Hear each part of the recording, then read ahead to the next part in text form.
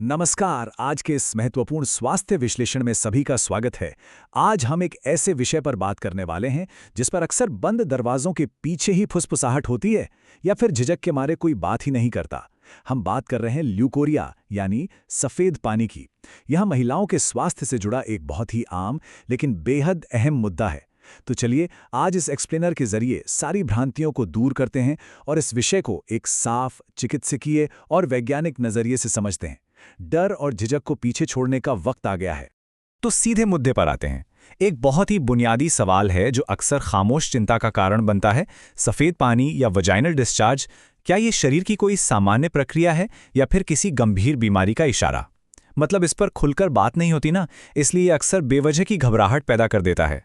इस सवाल का बिल्कुल सटीक और वैज्ञानिक जवाब जानना हम सभी के लिए बहुत ज़रूरी है। और देखिए, आज के हमारे इस विश्लेषण का आधार कोई सुनी सुनाई बातें बिल्कुल नहीं है। ये पूरी जानकारी सीधे एक विशेषज्ञ के क्लिनिक से आई है। हमारे तथ्य आरोग्य निकेतन हॉस्पिटल अंबिकापुर की जानी मानी स्त्री एवं प्रसूति रोग विशेषज्ञ डॉक्टर किरण अग्रवाल की विशेषज्ञता पर आधारित हैं।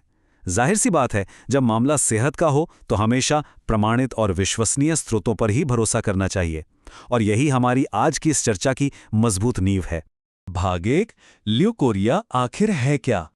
अगर हम मेडिकल भाषा की बात करें तो योनि से सफ़ेद या हल्का पीला स्राव निकलने को ही ल्यूकोरिया कहा जाता है। अब यहाँ सबसे अहम बात ध्यान देने वाली है। ये अक्सर एक पूरी तरह से नॉर्मल और शारीरिक यानी फिजियोलॉजिकल प्रक्रिया होती है।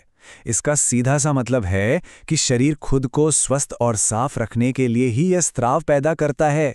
ये बिल्कुल ऐसा है जैसे हमारी आंखें खुद को साफ रखने के लिए आंसू बनाती हैं। इस बात को समझ लेने से ही वो सारा बेवजह का डर खत्म हो जाना चाहिए जो सिर्फ इसके नाम से जुड़ गया है।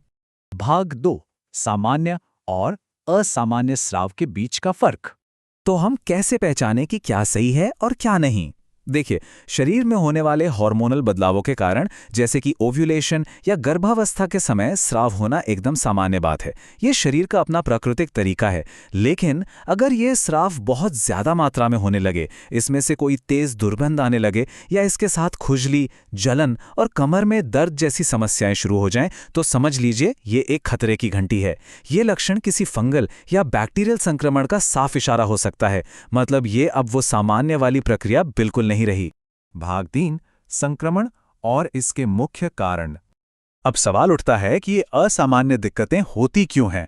समझने वाली बात यह है कि असामान्य स्राव सिर्फ बाहर दिखने वाला एक लक्षण है। असली कहानी तो शरीर के अंदर चल रही किसी गड़बड़ी की हो सकती है। इसमें व्यक्तिगत साफ सफाई की कमी एक बहुत बड़ा कारण है। लेकिन सिर्फ यही नहीं, बार बार होने वाले संक्रमण, शारीरिक कमजोरी, एनीमिया यानी खून की कमी, हार्मोनल असंतुलन और असुरक्षित संबंध भी इसके मुख्य कारणों की लिस्ट में सबसे ऊपर हैं। यह जानना सच में हैरानी भरा हो सकता है कि एनीमिया या एक आम सी लगने वाली शारीरिक कमजोरी भी सीधे तौर पर प्रजनन स्वास्थ्य को कैसे बिगाड़ सकती है। भाग 4, बचाव और जरूरी सावधानियां। डॉक्टर किरण अग्रवाल के मुताबिक इससे बचने के तरीके कोई रॉकेट साइंस नहीं है, बल्कि हमारी रोजमर्रा की आदतों से जुड़े हैं। अपनी व्यक्तिगत स्वच्छता का ध्यान रखना और साफ सूती कपड़े पहनना सबसे बुनियादी और असरदार कदम है। सूती कपड़े त्वचा को सांस लेने देते हैं, जिससे संक्रमण का खतरा काफी हद तक कम हो जाता है। और यहाँ एक और बड़ी दिलचस्प बात है, ज्यादा मीठा और जंक फूड खाने से बचना। अक्सर हम सोचते हैं कि खाने पीने का इस तरह के इन्फेक्शन से क्या लेना देना, लेकिन सच तो यह है कि बहुत ज्यादा चीनी शरीर के अंदर के वातावरण को बदल देती है, जिससे संक्रमण को पनपने का मौका मिल जाता है। और हाँ, समय समय पर अपनी जांच करवाना तो बेहद जरूरी है। भाग 5, सही जांच और इसका उपचार। आज के हमारे इस पूरे विश्लेषण का सबसे अहम और कड़ा संदेश यही है।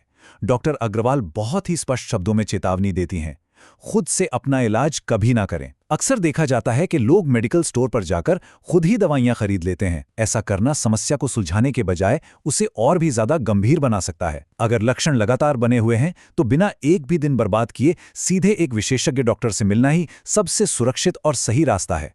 अंत में सबसे बड़ी राहत की बात यह है कि इसमें घबराने वाली कोई बात नहीं है। अगर सही समय पर सही जांच हो जाए और किसी विशेषज्ञ डॉक्टर से इलाज लिया जाए तो ये समस्या पूरी तरह से 100% ठीक हो सकती है। असल में स्वास्थ्य के प्रति हमारी जागरूकता ही हमारा सबसे बड़ा बचाव है। डॉक्टर अग्रवाल का ये छोटा सा लेकिन गहरा संदेश कि स्वस्थ रहें, जागरूक रहें, हमें यही याद दिलाता है कि सही जानकारी का होना ही एक स्वस्थ और खुशहाल जीवन की असली चाबी है। इस विश्लेषण को खत्म करते हुए एक बहुत ही गहरा और विचार करने वाला सवाल सामने आता है। क्या वाकई समाज में महिलाओं के स्वास्थ्य के प्रति पर्याप्त जागरूकता है? इस तरह के विषयों पर जो एक अजीब सी चुप्पी छाई रहती है ना, वही असल में सही समय पर सही इलाज पाने की सबसे बड़ी रुकावट है। इसलिए आज की ये जानकारी सिर्फ खुद तक सीमित रखने के लिए बिल्कुल नहीं है। इसका मकसद परिवारों के भीतर आपस में स्वास्थ्य पर एक खुली चर्चा को बढ़ावा देना है। इस जानकारी को एक टूल बनाएं, जागरूकता फैलाएं और बात करने से कतराएं नहीं। आज के इस एक्सप्लेनर से जुड़ने के लिए बहुत बहुत धन्यवाद।